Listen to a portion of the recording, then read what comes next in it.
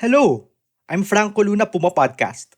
You're listening to Teka Teka News, balitang thinking, hindi breaking.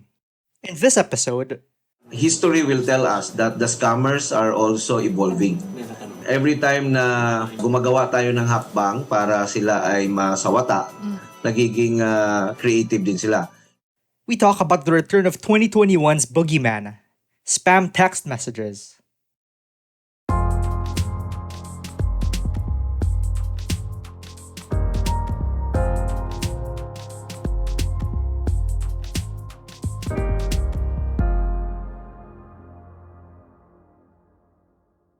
Pare, magparehistro para makakuha ng 10,000 bonus cash.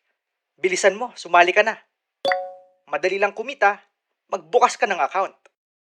Who hasn't gotten one of these texts, right? But this time, the scammers actually know our full names. Here's how National Privacy Commission Chief Michael Santos explains it. Noong 2021, ayun yung first round natin with smishing eh. Smishing is when scammers try to get users to reveal personal information like passwords or credit card numbers. Nakakuha tayo na nag-o-offer ng sobrang easy way na kumita ng pera, pandemic nun eh. So, ito pwede pagkakitaan. Pero yon walang pangalan. Ngayon, para mukhang kapani-paniwala yung mga messages, nilagyan nila ng pangalan para akala mo sa'yo talaga ito ino-offer. Smishing siya dahil gusto pa niyang makakuha ng more information. Tinignan namin yung mga links na kung saan tinuturo ito sa mga gambling website, sa mga Bitcoin investment website, at iba pang mga applications. And just like before, nagliliparan na ulit ang mga teorya. Baka daw galing sa GCash o Lazada. Or maybe vaccination and contact tracing forms are to blame. And one theory that gets people really fired up, maybe the messaging apps and telcos are selling our data to third parties.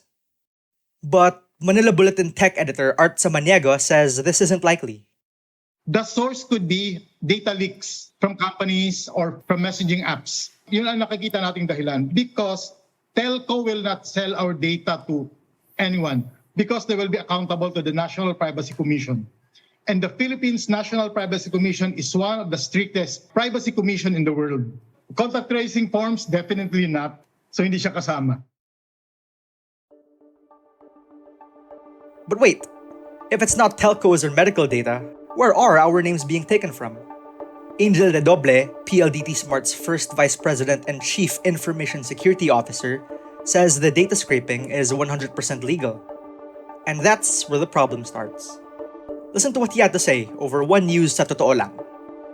Number, kung registered siya, doon sa app na yon na gumagamit siya, makikita mo actually yung pangalan niya. Ang danger nga lang dito kasi the scammers seem to find a way to automate itong tinatawag nating harvesting. We don't see a compromise. We don't see this as a hacking incident, but this is more of a data harvesting, no, coming from the external part. So it's not entirely accurate to call it a data breach when our names are out there for anyone to see. GCash has already taken notice of this. Over the weekend, they started blocking letters and recipients' names, so it's all anonymized. Here's former National Privacy Commissioner Raymond Liboro. This could only come from two sources, these personalized text messages. They could come from, number one, data brokers or data aggregators who are supposed to be legally conducting business with the telcos.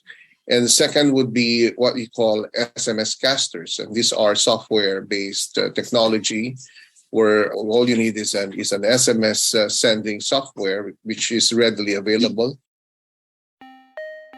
So how do you protect ourselves? Because we don't yet know where scammers are getting our details from, it looks like the only answer is staying vigilant. Here's attorney Roberto Miguel Danieses, the data protection officer of Dito Telecommunity. Para sa akin, ang pinaka-importante na tip siguro is, like, lalo na kung may link, di ba? Think before you click.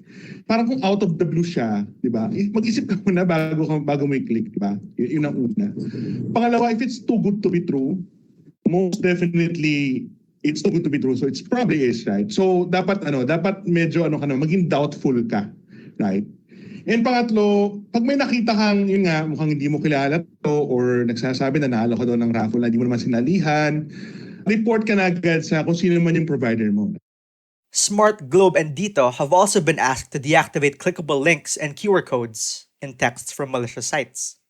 In an interview on One News, Art of Manila Bulletin also says that both regulators and telco companies are doing their part.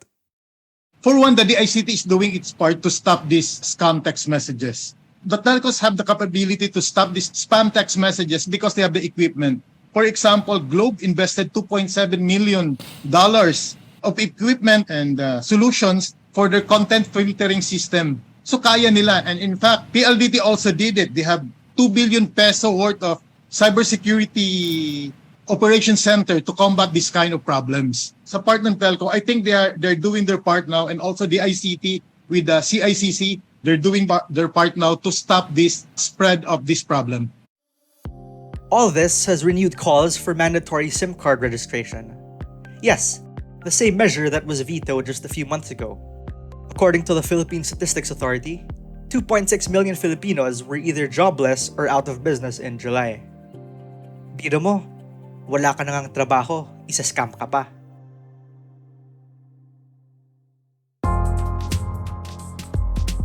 And that was today's episode of Teka Teka. Again, I'm Franco Luna. This episode was edited by Presh Capistrano and produced by Kat Ventura. If you liked this episode, share it with a friend or two. And of course, don't forget to follow Teka Teka and PumaPodcast wherever you listen. We're excited to build our community with you, and it looks like we'll be able to meet for events real soon. So if you want to stay in the loop, please go to PumaPodcast.com and subscribe to our newsletter. Thanks for listening.